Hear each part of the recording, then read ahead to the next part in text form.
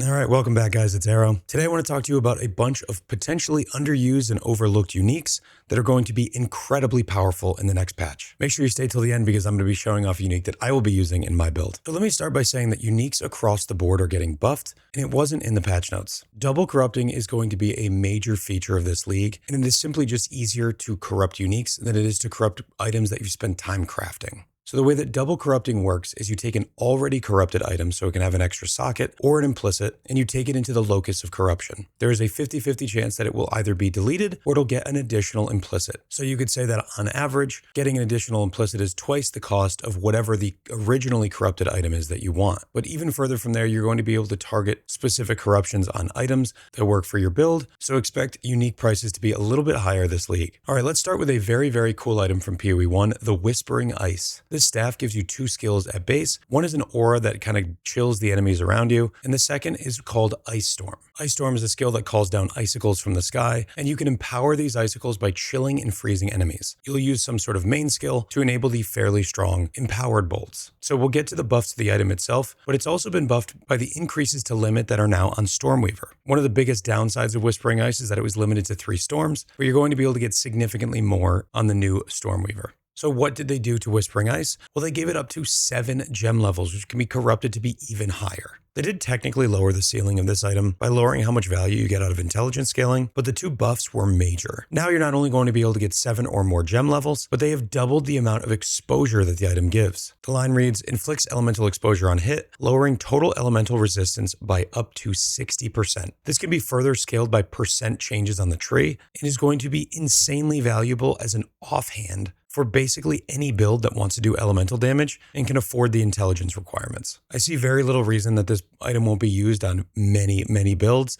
similarly to the offhand critical weakness setups that we were seeing in point 1 and point 2. So make sure to buy one of these early. The next thing I want to talk about are the 2 chests that have physical damage taken as the Cloak of Flame and Lightning Coil. These both have been buffed pretty significantly, and that Cloak of Flame is getting additional energy shield, which will make it a little bit more competitive with other ES bases, but still not very good. But it'll now give you up to 50% of physical damage taken as fire, which can then be corrupted even higher. The Lightning Coil now also goes up to 50%, but it got another buff as well that's pretty interesting. The coil itself grants you a skill called Valakos Charge, which when you take lightning damage, builds up to a certain amount, and then casts a spell. This spell is getting its damage doubled, and it's getting additional chains. So this is effectively a cast when damage taken spell loop, and if you can inflict self-damage, it may be an interesting look for an auto bomber. But huge changes to the fizz taken as chests, making them much more powerful, and even better in setups that use armor. The more fizz taken as you have, the more effective your armor becomes because the physical hits are smaller. The next one I want to talk about is Strugglescream, which is basically the PoE 2 version of Strangle Gasp. This item is effectively getting 50% more power,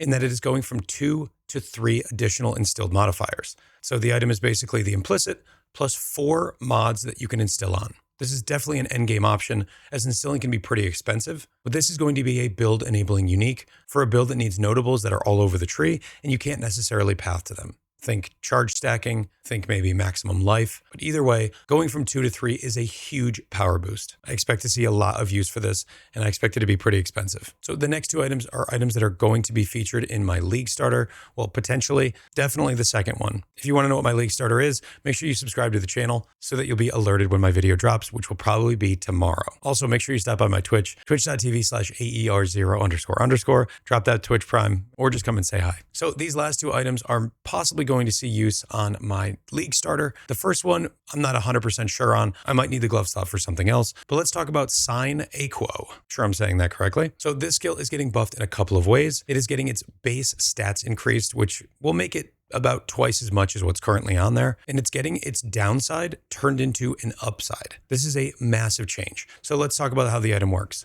Immobilize enemies at 50% buildup instead of 100. This effectively means that if you rely on freezing for damage, this is going to give you twice as many opportunities to do that bonus damage. It also means that bosses are going to be frozen twice as often, spending much more time immobilized and much less time fighting you. It also means that for less HP mobs, they're going to be frozen on a single hit, and this will make you feel much safer in maps. So the item has skill speed, it's got some armor evasion and ES, it's got that really powerful immobilize mod, but let's talk about this downside. Enemies immobilized by you take 25% less damage. That is a huge downside and basically made this item unusable in my opinion. However, they are not just getting rid of it, but they are turning it into a more damage multiplier. Instead of 25% less, you're now going to get 25% more damage taken by immobilized enemies. This is not an increase. This is a more multiplier, means it's not additive with something like shock or wither. It is simply more damage. These are insanely powerful gloves and will work really, really well in the permafrost bolts build that I'm planning. So lastly, we come to Hyrri's Ire, which is my favorite item in the game right now. Ever since Evade was changed so that you could avoid all incoming hits, I have been all in on Evasion. With the addition of Deflect, Evade has become a much more viable option. If you're playing Evasion and Deflect, there is no better chest than Hyrri's Ire. So we'll get to the buffs in a second, but I quickly want to talk about how this item works and why it's so incredibly strong. The line of text that says Evasion rating is doubled if you've not been hit recently doubles your total evasion. This allows you to get to extraordinarily high levels of evasion, and the more evasion you have, the less often you get hit, which means your evasion is doubled more often. It also affects your deflect rating. Doubling your evasion doubles the base that your deflect is based off of, meaning you have a significantly higher chance to deflect. Now, the fun stops there for most evasion builds, but if you are a witch hunter on the newly buffed sorcery ward, this also buffs your shield. When you haven't been hit recently, in a PoB that I had prepped for my build, I was getting roughly triple the evasion, meaning triple the shield, when I hadn't been hit recently. The shield goes from around 4,000 if you have been hit, up to around 11,000 if you haven't been hit, which means you are entering immortality territory against one-shots, and provided you can scale that evasion high enough,